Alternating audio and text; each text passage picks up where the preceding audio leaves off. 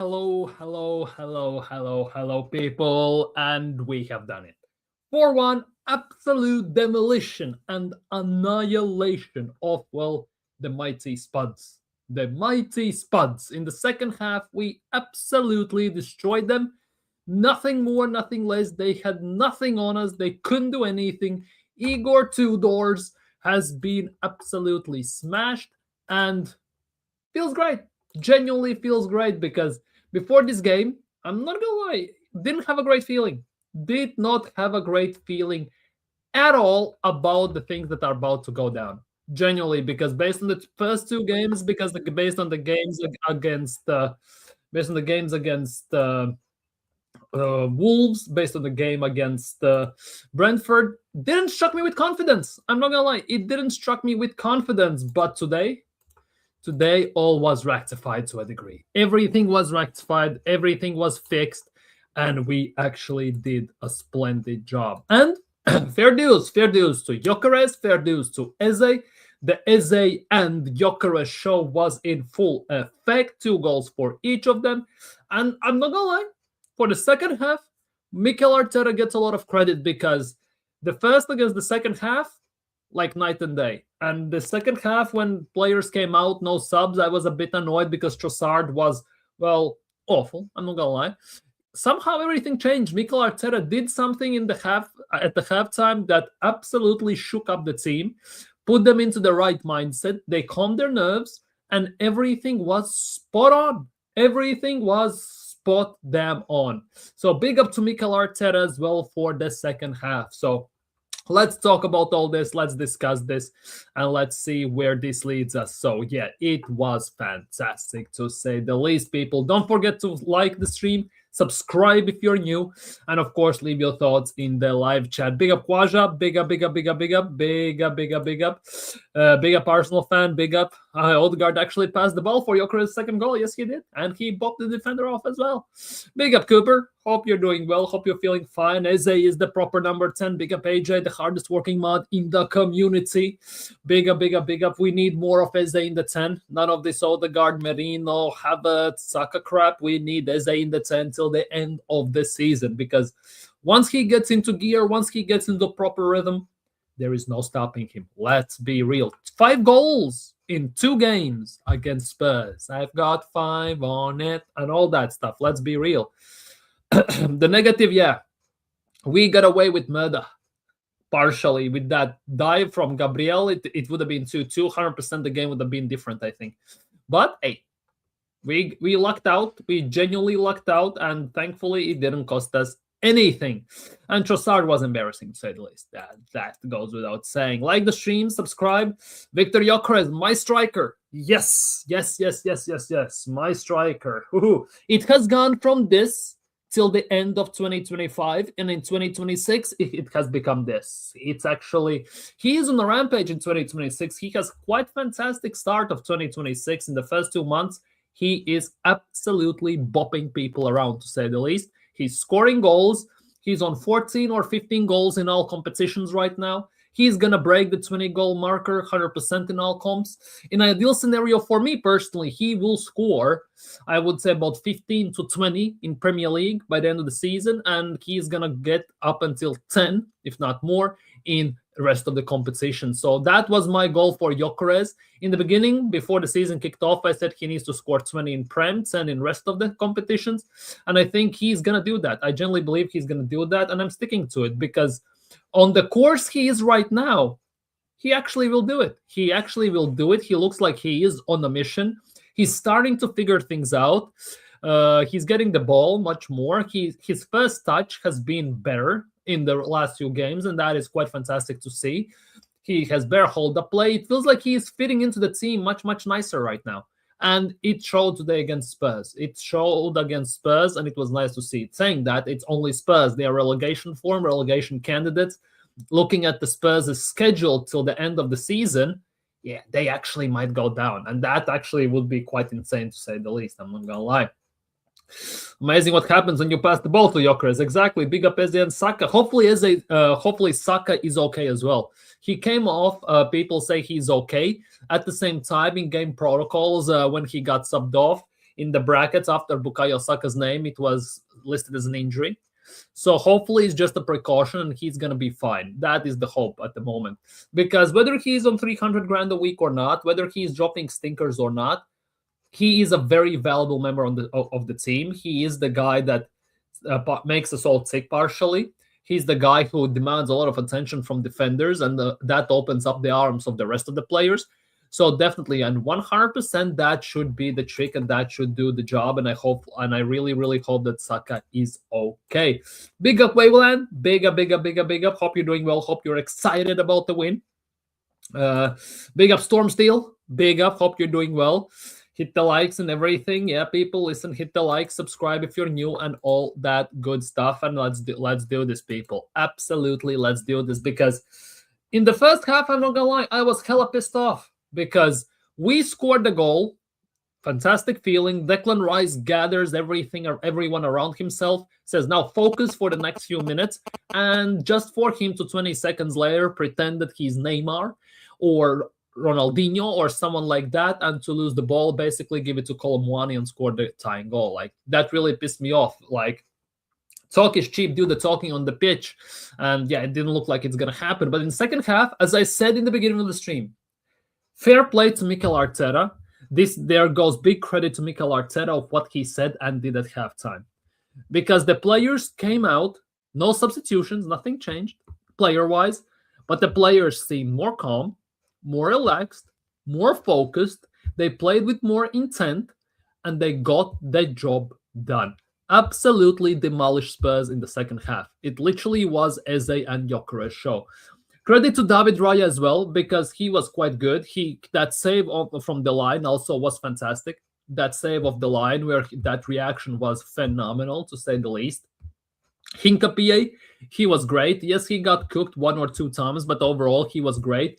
45 million buy option that is gonna become active at the end of the season during the summer window. That is in 4 months, in 3.5 months. I really hope Arsenal exercise that and uses it to get Hincapié to Arsenal, because he looks like he could be a proper player for Arsenal. Let's just put it that way. Mosquera came on as a substitute for Saliba. Fantastic as well. He looked very, very good. He looked class. He got cooked once, but overall he was very good. You couldn't tell that Mosquera has just joined Arsenal, that he hasn't played a lot of minutes, that he has been injured for a bit as well at Arsenal. Fair plays to him. Fair plays to him and everything. It looks like there could be something to it. Now, I know we are super excited. We are overhyped just because it's, well, let's be real, one-off game. Like, because after the 2 Wolves and Brentford, we needed this type of result. Against Spurs, fantastic. Now let's see if we can do this afterwards. Because for Arsenal, no matter how you look at it, no matter how much you want to believe it or not, for Arsenal, biggest problem every single time has not been the Spurs, has not been the United, has not been anything that connects those teams. It always has been, and I kid you not, it always has been the lesser teams. It always has been the lesser teams. Teams, you know, your Brentfords, your Brightons, your Bournemouths, these type of teams. And as long as we can manage to avoid slipping up against those teams, we should be fine. Now, we are obviously one step closer to the league, of course, but obviously City are only 5 points behind still. Once they beat Crystal Palace, which I fully expect, it's gonna be 2 points, and those 2 points, it's gonna be a rough one. Arsenal definitely need to try and increase the gap. We need to keep on winning, with hopes that City drop points. So the gap before the time we go to Etihad is as big as possible. No matter how you look at it, we just have to hope because it is as big as possible, because they played against Newcastle over the week. They won. They got their 3 points, extra pressure on Arsenal. Arsenal have responded well. You could see that City can be gotten at, but at the same time, they know how to get their job done. Pep knows how to rotate, how to rest the players. He has done it throughout the course of the season and just staying just few points behind us. And cannot help but wonder, and I fully expect that he's going to use the other players a bit more. Reinders has been well rested. Foden has been well rested. Rodri and everyone, they have been rotated nicely. They are much more well rested than Arsenal's team. So hopefully that doesn't play a role. But at the same time, when it comes to end of the season for the last 10 games or so, fatigue comes into play, and the fact that Pep knows how to rotate, how to do things, 100% it's going to play a role. How big of a role, how much it's going to impact us, that obviously remains to be seen. Hopefully it doesn't cost us. But again, with that, time only will tell. Let's just say it as it is. Big up Ryan. Gyökeres was cooking. The touch, the pass, the link-up play, the goals. He was doing everything. He was doing everything we needed and more, and it resulted in 2 goals. Fair plays to him. Hincapié is less injury prone. First of all, he is more defensive than Calafiori, so you can tell that we are defensively more solid. Going forwards, you could argue that there are a bit of a discrepancies. There are differences. There are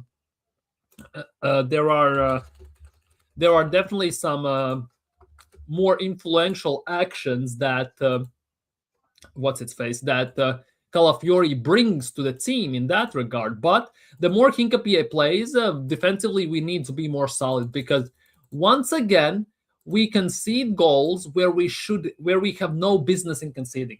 We again give away stupid errors, stupid mistakes, which lead other teams to score goals and get back into the play. And that has been one of the biggest downfalls for Arsenal and in recent times. And looking at how solid our defense used to be, compare it to now, it is a bit of an issue.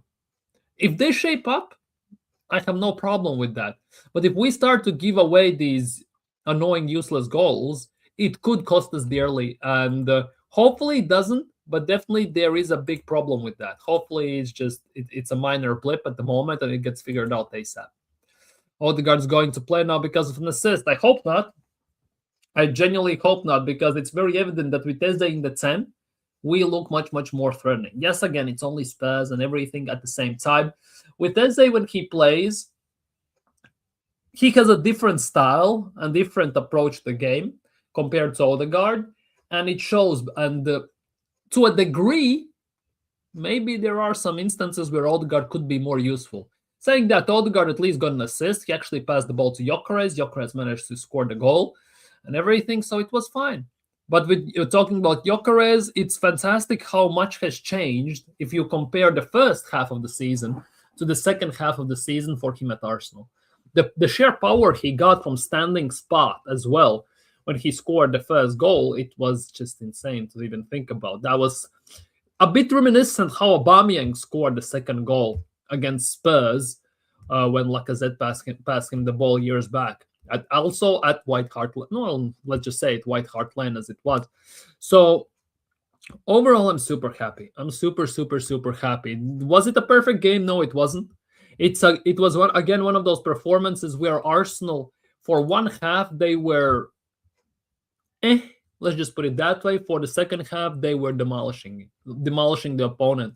And that has been one of the signature marks for Arsenal in quite a while, and for against quite a few teams. I just wished we could be on it for full 90 sometimes. I really wish it could be the case, because there are games, and there will be games, and there already have been games where one half just doesn't cut it. You need more of the consistent minutes and consistent goals, unfortunately. So maybe time only will tell, time only will show, but for now, we'll see. We'll see. Today we are celebrating the win. We are celebrating disposing of the Nandos. And hopefully it kind of gives the team extra lift for the next game we play. And if I'm not mistaken, that is against Chelsea next weekend. Yes, on March 1st. Also on Sunday. And again, the same kickoff as it was today. It's going to be very interesting because Arsenal are gonna play against Chelsea at home at the Emirates, so hopefully we can get the job done. And City at the same time, they're gonna go away to Leeds. The City usually tend to smash Leeds. We'll see, but time only will tell. We have quite a bit of time. Yes. Can we talk about Trossard? He's getting worse and worse. Yeah, and that is the big thing. What has happened to him? I know the obvious answer is Mikel Arteta, right? Because most of the attackers, well, pretty much every single attacker has regressed under Arteta, and it has gotten worse since the 22-23 season, right? Trossard played today like he's half drunk, couldn't do anything properly, half bumbled his way throughout the whole game, and it was madness to watch. Even it was very annoying. I'm surprised he even stayed on at halftime. For me, the annoying part is when Eze was having the same type of performance. He was hooked at halftime. Trossard wasn't. For me, that was a very weird thing because Martinelli could have come on much sooner, right? At the same time, we got the win. Yes, we need to talk about these instances at the same time. Well, we'll see how it's gonna go. But yeah, again, credit to Mikel Arteta. Again, subs should have happened a bit sooner. But I think Mikel Arteta wanted to get the job done before he changes the game and wanted to make a different impact. A different impact on the game. But yeah, Mikel Arteta was on it today. He definitely was on it today. Here, in the second, at least for one half, for the second half, he adjusted. He calmed the team down. And the second half, we saw a completely different Arsenal. Subs as well. They made their impact. They did their job. So overall, we cannot complain too much for a change. Mikel Arteta actually did the right thing. But again, as I said before, against teams like Spurs, Chelsea, and these teams,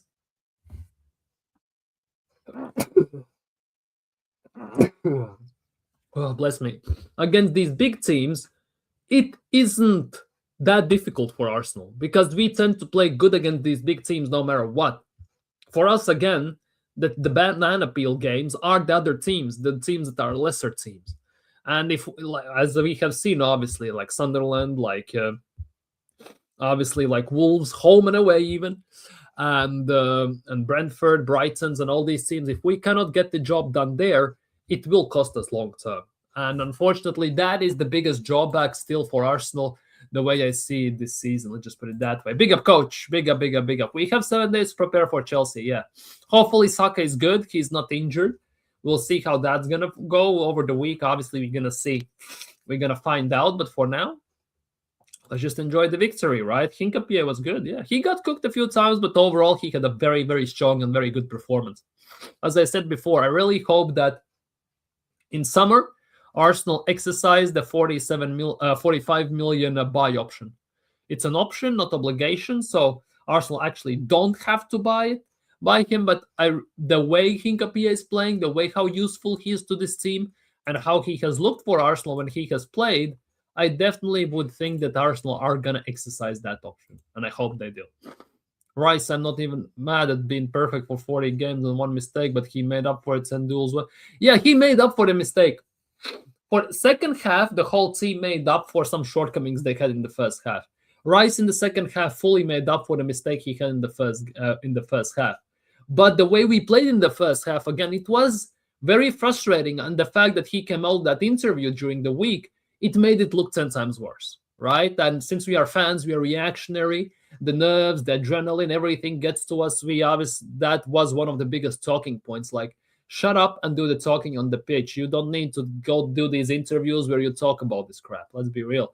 But thankfully, again, as I said, credit to Mikel Arteta for the second half. Credit to the players for the second half. We got the job done and in emphatic fashion.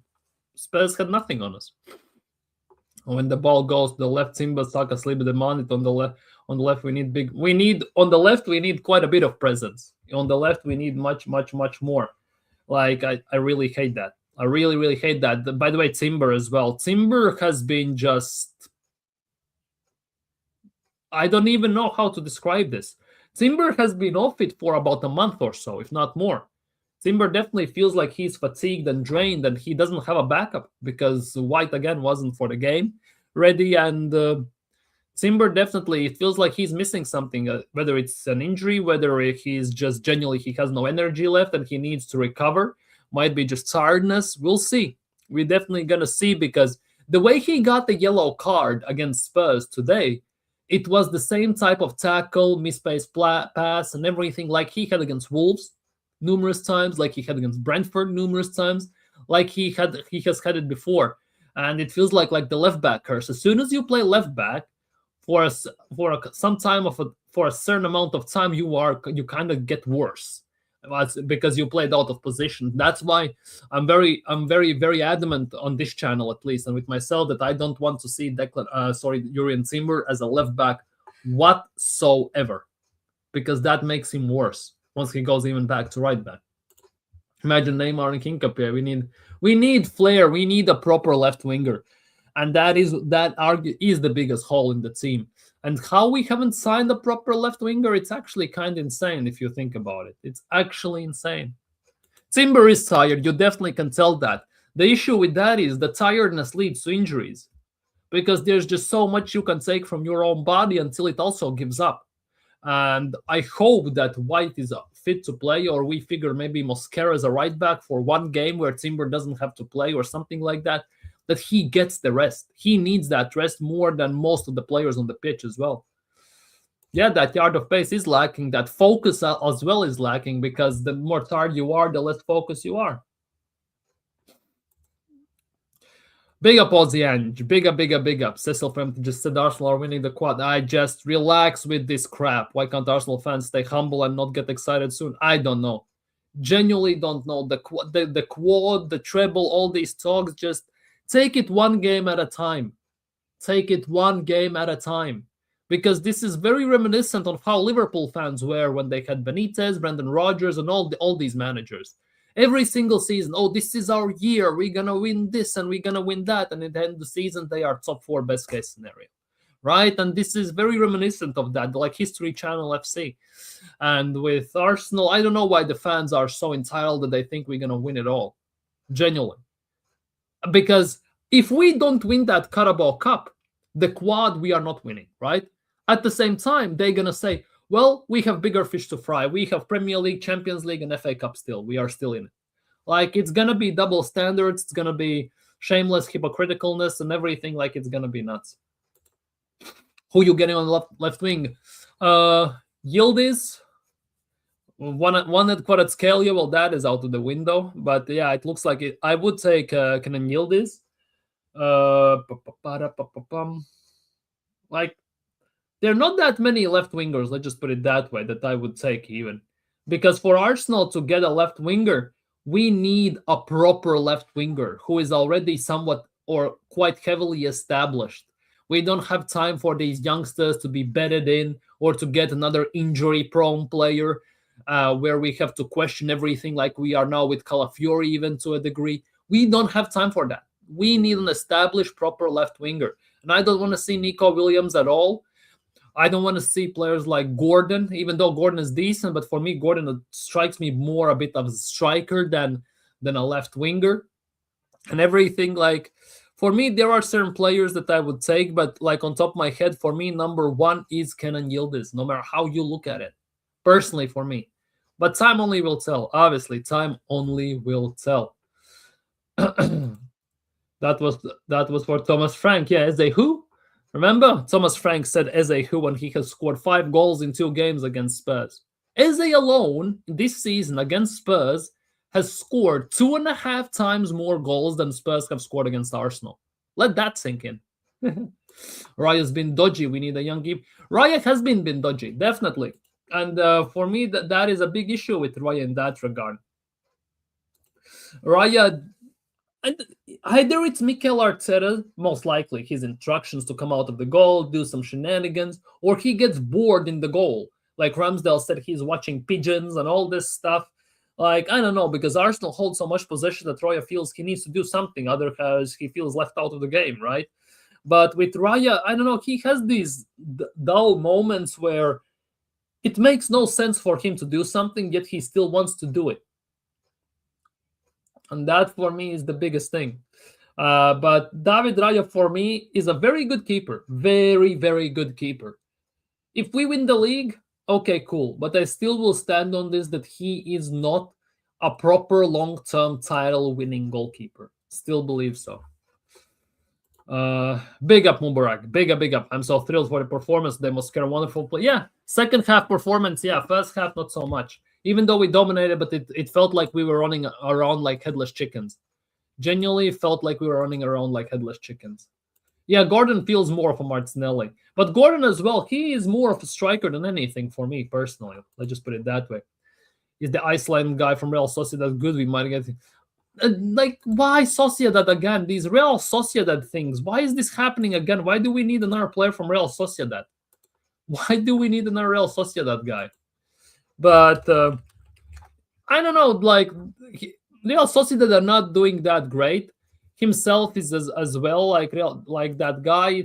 He's very, very like, let's just put it let's just put it that way. He is not the greatest, even though, to be honest, he's more of a center forward than anything. Othkursen, I think you mean.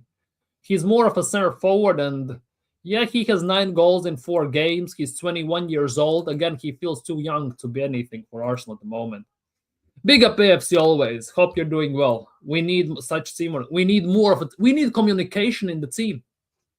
Definitely, we need more communication in the team, because it feels like many mistakes that we have made this season that have resulted into a dangerous chance where Raya has to stand on his head or we can see the goal have happened due to teams' miscommunication. The second goal against Wolves. Why did Raya come out? Right? Gabriel was what had it covered. At the same time, if Raya is coming out, then shout that you're gonna take the ball so Gabriel doesn't jump for it, he doesn't stand in your way, or if he just stays prepared for the jump but doesn't jump. There is some sort of miscommunication in the team, in the defense at times. And unfortunately, it costs us at the least opportunistic times we can imagine. And usually it's against the lesser teams, which long-term means we drop points. And that is a big issue, big issue. Big up, Richard. Big up. Thank you for the kind words. Big up. I miss Merino. I don't. I genuinely don't miss Merino. I'm not happy that he's injured. I'm sad for him that he's injured. The guy that he cannot go to, might not be able to go to World Cup and everything. But personally at Arsenal, don't miss Merino. Molerino, the guy from Villarreal. From Villarreal, if we wanted to sign anyone, I would have wanted to sign Jeremy Pino. But he's at Crystal Palace right now, right? Maybe we could have signed Pepe. Never should have let Pepe go, because Pepe is better than Madueke. Should have kept Pepe. But hey, that's a bit different story, isn't it?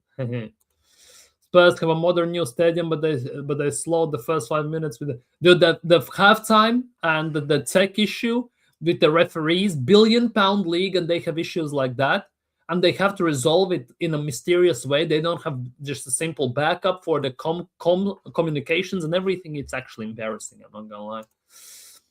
Said El Malak, he's from Colin. Yeah, but you see, you need some of those big names. You cannot have these names that nobody has heard of. Obviously, if you have a proper manager that can make him look like he's a world beater, like Martinelli at first looked under Emery, and the 22-23 season he looked at, and you can continue to develop him. Okay, cool. But at the moment, it doesn't look like it is like that.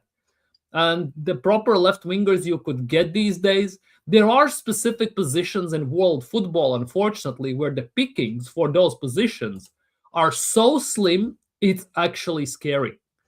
Like strikers, certain defenders, the left wingers, it's very problematic. Let's just put it that way.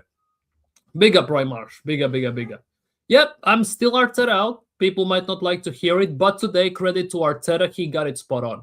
The second half, the halftime talk, the second half, the adjustments, calming the team down, then making the subs. Credit to Mikel Arteta. He did a great job. This is a lesson for Arteta. Do not sub Gyökeres off for Jesus ever again. Yeah, and start Eze over Odegaard. Musiala and Due in the summer. One or the other, most likely. I would take either of them. The thing is, I don't see Arsenal getting either of those, because Musiala at Bayern Munich, he's the Bayern boy after that injury. I'm very, very reluctant at the moment, because injuries muster more injuries, and unless you're very durable, would like to see how he keeps playing and how he develops after that. Due at PSG just signed a new deal, if I'm not mistaken, so I don't think we're gonna get him. And if we could get him, it would be about 150-200 million, and I'm not too sure Arsenal are gonna drop that. And Due is more of a right winger than left winger in that regard. We'll sign Garnacho. Don't put that even in the universe. According to performance of today, Arsenal can beat Man City. Well, if we play like we played the second half, definitely we could. The thing is, Mikel Arteta has the scars, the damage from the previous seasons, previous games, and everything from that. I think we're gonna be more defensive than anything as usually. Diomande might, I don't know, might be a fraud. Definitely, it's RB Leipzig. I don't want to do any business with RB Leipzig, especially given the instance that they tend to overprice the players by 50-60% tax on top and everything. The players look like they're wonders there and then do nothing afterwards. It's similar, like, for example, Eintracht Frankfurt, for me personally, is the ideal example. Most of the players they sell for insane amount, right? Most of the insane amount don't bang. Only ones that have are Marmoush to a degree and Ekitike to a degree. Besides that, if you look at Aller, Jovic, Kolomuani, and all these guys, they just, who are they even? Left wing is, yeah, Leao, Rodrigo, or Yildiz. One or the three for me personally. I would not gamble on Gordon. Too much of a gamble. Genuinely for me personally. So yeah, like the stream and subscribe if you haven't. None of this crap. What is this? Draw against City will be okay. Fuck the draws. Seriously. F the draws. If you want to win the league, go to Etihad, and for a change in your life, so shambles, shout out to Troy Deeney, have some cojones, and beat City at their own ground. Because we haven't done that with what it feels like ever.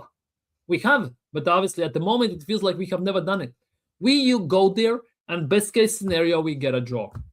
Or we get smashed. One or the other. There's no in between. If you want to make a statement, if you want to win the league, go and beat them at Etihad. Because I'm sick and tired of this. Oh, if we get a draw, it's okay. As long as we don't lose to City, it's okay. None of this crap. We already drew at home. We didn't beat them at home as we tend to do at times. Just like with Liverpool. Sick of this crap. Why such weak mentality on people? Not to mention Carabao Cup. If we go play for a draw there, God help us all on the penalties. I admit I wanted Javi Simmons. I also wanted Javi Simmons, but not so heavily. Much rather would have taken Dani Olmo, personally. But he is terrible, and yeah. I want the dub on the sheet with City. Exactly. I want the dub in Carabao Cup, and I want the dub in the Premier League. Seriously. Yildiz seems to be the best young talent and plays everywhere. Yeah. I think Yildiz could be actually very, very, very, very good for Arsenal. My worry is the Brightons. Yeah, exactly. That's what I'm saying, because for me personally, for Arsenal, as an Arsenal fan, my worry is not Chelsea, is not United, even though we lost to them, but you get what I mean. Not United, not Spurs, not Liverpool, not City, none of these big games. For me as an Arsenal fan, the biggest worries are like these: Brighton away, right? Even Everton at home, even though we smashed them. Bournemouth, we tend to struggle against them. Newcastle, we tend to struggle against them. Where it's more. Fulham is not a cakewalk. Let's be real. Palace, we'll see.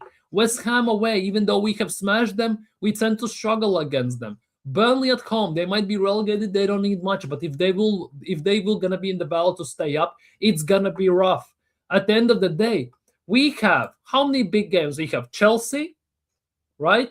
We have City, and we have technically Newcastle. We have 3 big games. Rest of them are teams we should be beating with our eyes closed. Those 3 games are the ones we will suffer the most, no matter how you look at it, right? At the same time, those are the games where Arsenal dropped the most points. And I don't want to see that, because that has been our issue the previous seasons. Every single season we beat at least once City, Liverpool, United, Chelsea's, but we lose or draw to Southampton, Fulham, Brighton, Bournemouth, Everton, Palace, and all these teams. And in the end, it cost us big time. For me, these smaller, mid-table, lesser team games are the ones that I'm looking the most worried at, no matter how you look at it.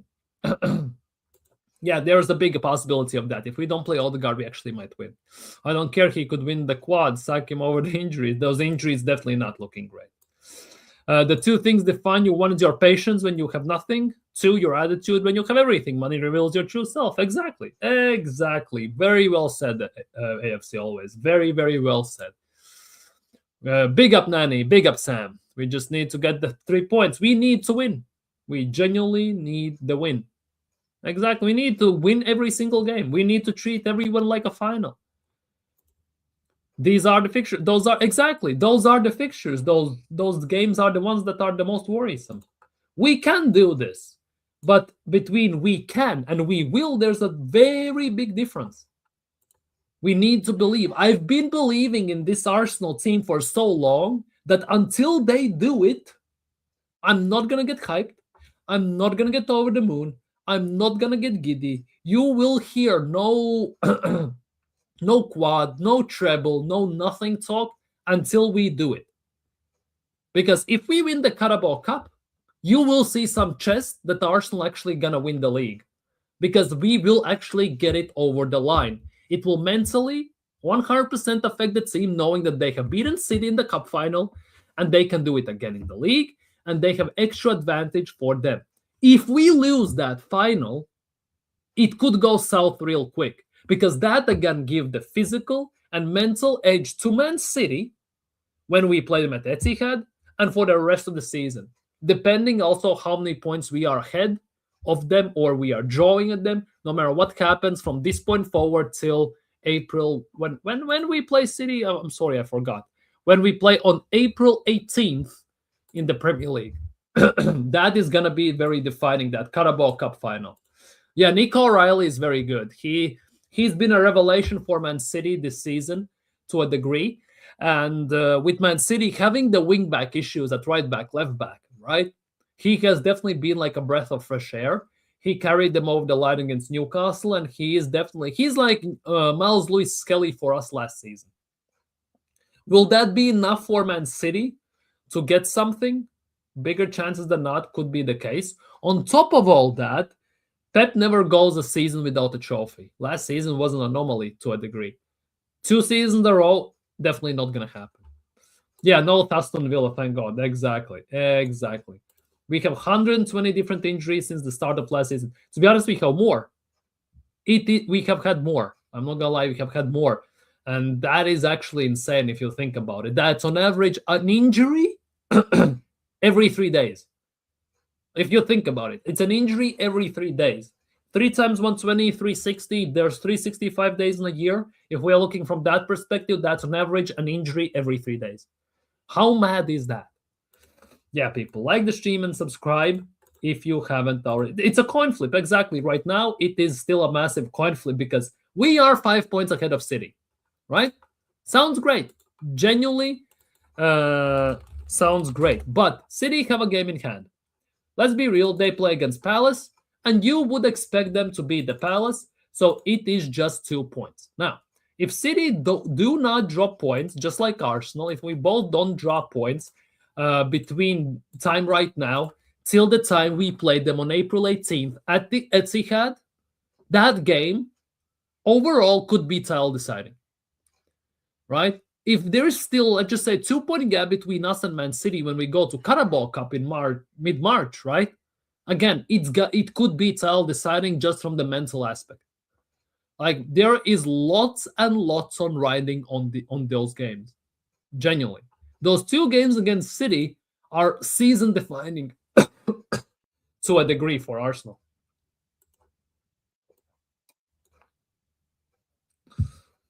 I don't care how bad we play, just win a trophy. Yeah, same. To be honest, same. I don't care how bad we play, just win a trophy. The issue is we play poorly and we don't win. Because the game against Wolves, we should have gotten 3 points. Game against Brentford, we should have gotten 3 points. The game against Villa, against Liverpool, against Sunderland, those should be 3-pointers because they were not great at the time. We should be at the moment 10 to 15 points ahead of City. We should have basically the Premier League trophy already in our hands, and we don't. We have seen this before. We have been 8 points clear of City. They caught us up. We have chased City. We didn't catch them, right? And now looking at this, that's why there are reservations from certain part of the fan base, including myself. Why we are not giddy, why we are not screaming quads, trebles, and all that crap whatsoever. And we'll see. We're genuinely going to see. How confident are you on a scale from 1 to 100? On what? Winning the trophy or beating Manchester City? Or winning the Prem or what? My Spurs uncle is not answering my calls. Well, that's a shocker. I will say it again. Win the League Cup. We win the Prem. Don't win the League Cup. We don't win anything. There is a big possibility of that. Because that Carabao Cup final, whether we win or lose, could affect our rest of the season in all three competitions we are still in. FA Cup, Prem, and Champions League. Quite heavily could affect us. Let's be real. It could be very, very season-defining, that Carabao Cup final, in my opinion. If Arteta's winning, yeah, definitely. He won't. He definitely won't. Big up, Sean. Big up, Sean. Looking at North London derbies in isolation, 8-2 aggregate is massive, yeah. And Eze has 5 goals. Still some massive individual mistakes on us. Very big ones as well. Raya redeemed himself with that save. Gonna miss the derby next season. Yeah, if Spurs goes down, that's easy 6 points taken away from us. Think about it this way. If Spurs go to championship, we're going to lose easy 6 points because playing against whoever comes up, right? Whether it's going to be, wait, let's check this. At the moment, right?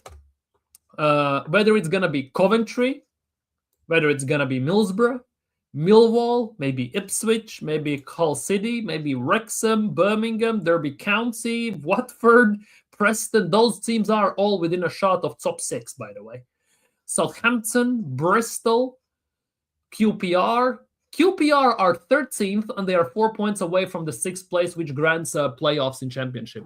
None of those games are going to be as easy as games against Spurs, especially if some of those games are happening on the first week of first few weeks of the season. Let's be real. Tottenham are the worst team in the Prem on the current form. Yeah, how mad is that? Genuinely, how mad is that? The Carabao Cup final and the game away at the Etihad is massive. Yeah, season-defining games. 2 season-defining games.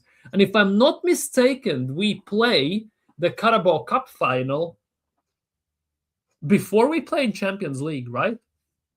Or just in between? If I'm not mistaken. 24th of February, if we're looking from that perspective, if I'm not mistaken, round of 16 and the draw is the 27th. Yeah, I think so. We're gonna play just before or during it, so it could be definitely season defining. Consistency is the key. Yeah.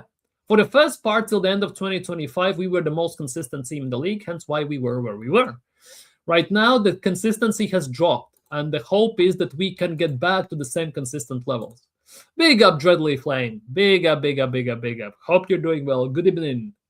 London is always red. Why you have Bournemouth symbol next to it, I don't know, but hey, it is what it is. Arteta don't win the Prem or Champs, he can get sacked or walk away. Yeah, he's not going to walk, but he could get sacked, definitely. 100%. Because if the rumors are true that are flying around the football spaces, especially in Arsenal spaces, that there is an ultimatum from the board and from the ownership that Arteta must win Premier League, and if he doesn't, he's gone. Yeah, it could get quite ugly. Big up, Marlon. Yeah. Gyökeres. I won the League Cup. I also won the League Cup. We haven't won the League Cup in 32, 33 years now. It's been more than 3 decades since we won the Carabao Cup. How nuts is that?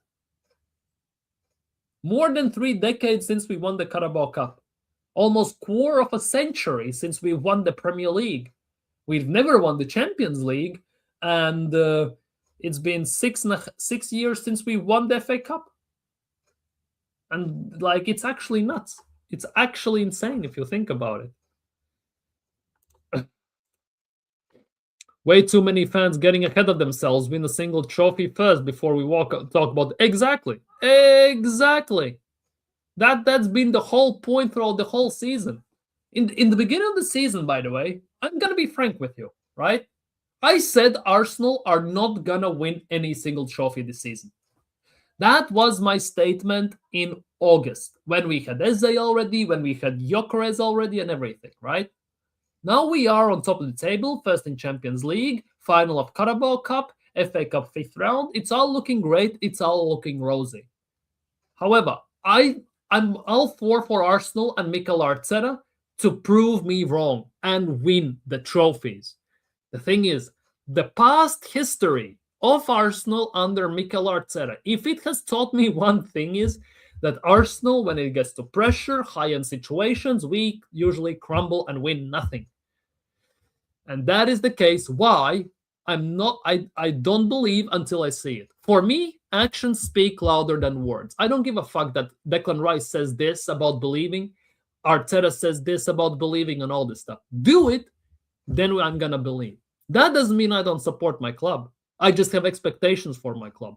And I'm not gonna get giddy, delusional, and scream that we're gonna win the trebles, quads, or doubles until at least I see that this team as a unit can get it over the goddamn line, because they haven't done it before. And until they do it, there is no evidence that they can do it. So it's very hard to trust and believe into all of this. I'm not blindly going and buying into something. This is like literally putting all your money on the worst horse at horse racing and praying it works out. It has never won. You have no evidence that it has won, but hey, it's a long shot. Maybe it's going to work. All those teams in the championship sounds easy till they come up and the Arsenal has to play them away, and you expect a team of our capacity to beat them, and we end up drawing against them. Yep, exactly. Remember, 22-23 season, we were what? 8 points clear at the league. Well, 5, technically speaking, because City had a game in hand, reminisce like this season, right? And we drew to Southampton both times when they were relegated already in February. Same happens this year with Wolves. Very, very, very big similarities with this, right? So I'm definitely taking it easy, one game at a time. Not going to get giddy and looking too excited about this at the moment.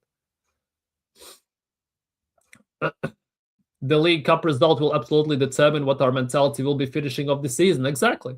That League Cup, since it is against Man City, let's be real. If the League Cup final in Carabao Cup was not against Man City, we would not be that worried.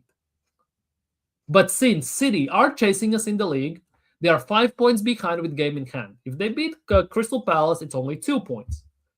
Depending on the team that wins that Carabao Cup, Arsenal or City, it definitely could be season defining for both teams, because there's a bigger possibility that City doesn't win anything again, which seems preposterous but could be the case, or it could be Arsenal who doesn't win anything again, because mentally it could very heavily affect either of the sides, no matter how you look at it.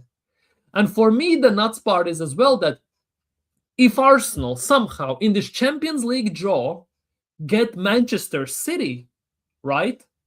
Ironically enough, we could be in this position where in span of a month or month and a half, we have to play Man City 4 times. It could happen if we get the same bracket as Man City. Like, I will not survive that. 4 times Man City in span of 4 weeks or 5? Yee. That could be actually insane. But as I said, if we didn't have Man City in Carabao Cup final, it would be a different story. But since it's the Chasers and it's Man City in the Carabao Cup final, it puts extra pressure and extra eyes on the game and extra pressure on the end of the season. English pepper steak and a pint of Wembley. We should go watch the game before. Maybe one day. Wenger mentality. Remember Eto Ivanovic, Terry laughing when they said the Arsenal is a big team. We need balls now. Exactly. Like Troy Deeney said. Cojones. Look at what Igor Tudor said. He's a silver member too. Yeah, they said that Arsenal are the best team in the world. I saw that before I went live. How nuts is that?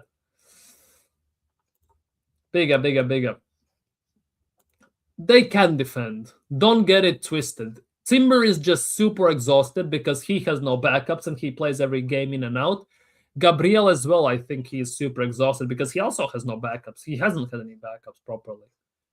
Saka, I don't know. What's the deal with Saka's injury? Is he injured? Is he not? That is one thing I would love to see at the moment with Mikel Arteta in his post-match press conference, what he has said. Because at the moment with Saka's injury, there are lots of question marks. Was it a precaution? Was it serious and everything? We'll see. We'll see. But for now, an Arsenal win on Rice. I think he will respond to a draw against Wolves, understand the football. I want to see if he gets asked about Eze, about Saka, because the Saka injury, precaution, and everything is the biggest worry. In the game protocols, it's been written as Saka is being subbed off due to an injury, but go figure if it's true or not at the moment. Let's be real. You have to wait and see. I will say that Mosquera did well after coming on. Yeah, Mosquera is doing... I would go as far as say that he's doing actually quite exceptionally well for a young guy who has come from Spain. First year out of Spain, a new league, and instantly in a title race team. And he's coming, he's playing, and he doesn't look out of place. He looks like he's been in this team for a while. Yes, he gets cooked on occasion, but overall, he is actually doing surprisingly well.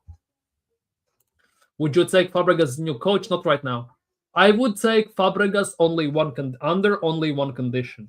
If he wins a major. If he's, let's just say, with Como, he wins Serie A, the Scudetto, I would take him. But if he just gets top 4 with Como and everything, he has done a brilliant job there, don't get me wrong. But at the moment, with the team we have, with the money invested and the expectations of the team and everything, we need an established, proper, winning manager who has been there, who has done that, who has the mentality, and who knows how to get it over the line.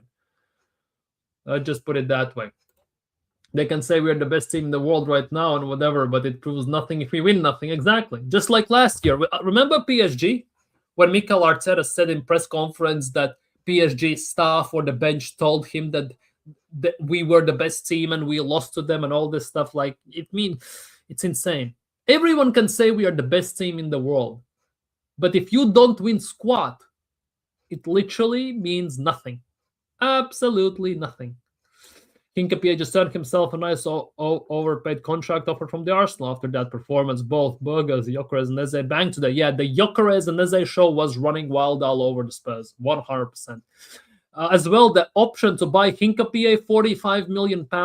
I'm not going to lie. I hope Arsenal exercise it. I hope they use it because I would love for Hincapié to join Arsenal full-time. Let's just put it that way. We could be the best team in the world if we win. If we win Champions League and Premier League, both this season, there could be strong arguments that we are massive.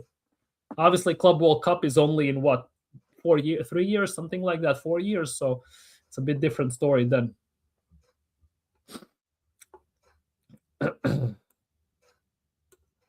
No former players with 0 winning pedigree. Exactly. If you don't have winning pedigree, don't show up here. I don't want none of that. Don't want no job for the boys and all this stuff. I need an established, proper winning manager who has been there, who has done that, and who knows how to do things. Only manager I'm accepting right now is Zidane, but we are not getting Zidane. Zidane, after the World Cup, is becoming the France national team manager. That's already confirmed. He's replacing the Champs. So I think best case scenario, if there is something like that happening, I think we could get Luis Enrique. I think he still hasn't signed a new deal at PSG. If I'm not mistaken. Oh, yeah, he still hasn't signed a new deal. So his contract runs out till 2027, if I'm not mistaken. He might get a new new deal, but if I'm not mistaken, he's getting only 9 million. If Arsenal offered him about 6, like just say the same as Arteta, 15, I think he would come to Arsenal, definitely. Conte, why not? 1-2 season manager who gets it instantly done could work. The thing is, in Premier League, and this is the unique thing about Premier League, how many teams have won Premier League with playing 3 at the back? Not that many, if you think about it.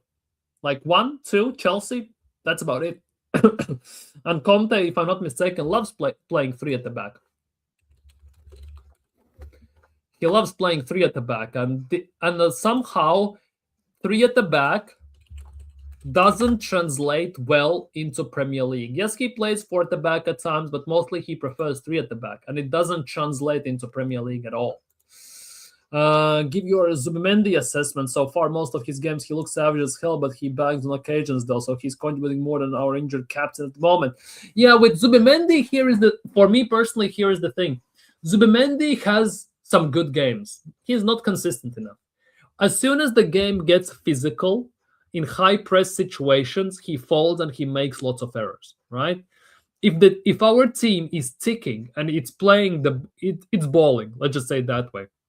Bopping the ball, we're winning 3-4-0. We are just dancing with the ball around the opponent. Zubimendi looks fantastic. But when it gets to these high-end press, nitty-gritty type of games, he tends to fall, disappear, and make errors. He's making passes like El Neni, just sideways. That would make El Neni proud. I just put it that way. Relax. For me personally, Cesc is not good enough. Yes, he has promoted Como. Yes, he's doing well in Serie A, but he's not an proven winner, so no chance I want to see him at Arsenal. Well, hey, let's be honest, with Madrid position open, no one comes to us over them. Not always, but we'll see how that's going to happen. Spurs have gone Xavi. Yeah, but if I'm not mistaken, Spurs want an interim till the end of the season, then they're going to get a proper manager just like United. We'll see how that's going to play out for either of the teams. Big up, Godfrey. Big up. I'm good. Arsenal won. I'm great. So we'll see how that's going to happen. Yeah, we'll see. For us, 3 at the back, right? We can say all this. But 3 at the back in Premier League doesn't translate. No matter who the manager has been, Premier League has been won by 3 at the back very rarely, used as the main formation. And the last time it was, almost a decade ago by Chelsea, right? It's not that often. It almost never translates, because if you look at the teams that win Premier League, usually they play 4 at the back. They don't play 3 at the back. It unfortunately doesn't translate as much. Zubi needs to hit the gym. Oh, he needs more than that, to be honest. He needs, like Popeye, needs some spinach intake on a heavy basis. Trossard also short, but he's strong. Yeah, but today he was shocking. 3 at the back, it is not it, right? Exactly. For me, definitely. Do you think Arbeloa will? No, I don't think he will. I don't think he will. He will be good for a while, but I think it's just inevitable that they're gonna come in and gonna get rid of him. They're gonna come in and get rid of him at some point. Just need an elite manager. Yeah. Big up, Zubimendi. Big up. Buenos dias. When I join the team, I see someone basically fat shaming me. How dare you? Rather not saying. I talk to King of Pop J. Talk to him. He's saying that. There are a lot of managerial positions open right now. Actually, I think with the situation at other clubs inflating the market, we'd probably stick with Arteta even if we win nothing this year. And to a degree, that is the worst case scenario that could happen. Because if we win nothing and Arteta stays, it's going to cause more damage than do good long term. That is the biggest thing. Because there is just a certain amount, a small amount of time until everything is going to run out. We don't have unlimited window for specific players in this club and in this team to stay at the club without winning anything. And they are not going to stand for it because the clock is ticking and they don't have time for these phases, processes, believe, light bulbs, and all this stuff. But maybe it plays to our strength. Saka was a wingback. Imagine Skelly, Saka. Yeah, see, you say imagine Saka wingback. Do you really think Saka can do all that running? He barely can run on the right wing right now. He's not going to do the running. Big up, Hendon. Big up, Hendon. Hope you're doing well today, bro. Hope everything's fine with you, my guy. Hope everything is A-okay with you, bro. Let's see. As they left center mid, well, we tried that. I forgot Zubimendi was even playing. He was that anonymous. And to a degree, yeah. But on the other hand, sometimes it's actually good because that means he does no wrong as well. He does good things. Sometimes players not being seen on the pitch in specific positions, it's actually a good thing. That means the team is working well. he's doing his job, and there is no need to call him out. It can go both ways. Let's just put it that way. Double striker formation would be interesting to see at Arsenal, definitely. Your thoughts on upcoming fixtures: home at Chelsea, away at Brighton in the league, and then another away FA Cup fixture against Mansfield. We should win all of them. But we all know that Brighton is going to be a rough one. Chelsea are going to want the revenge. Let's just put it that way for Carabao Cup. Will it happen or not? Time only will tell. Chelsea, for me, Chelsea and City, Newcastle are the 3 toughest games we have so far without Champions League till the end of the season. Those games are the ones that worry me. Rest of the games should be wins. Saying that, against the big teams, we tend to play well. Against teams like Brighton, we tend to struggle. So we cannot take anything for granted. We need to take it one game at a time and focus the most on each game separately. Let's just put it that way. Even if you're right, you shall not dispute my line. Yeah, big up to you. Yeah. Mukamete Nakamiorta. Saka wing back, his legs are gone. Exactly.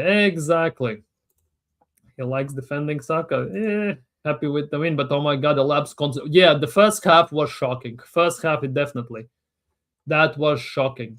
But that's what's required of our wingers anyway. But yeah, it is. But if you think Saka can do that right now, there is no chance in hell. Still think our biggest problem is the wings. Yeah, left wing more specifically in this case, definitely. No Fofana for Chelsea next Sunday. He's suspended. I'm not gonna lie. So what? Because for me, it personally means nothing.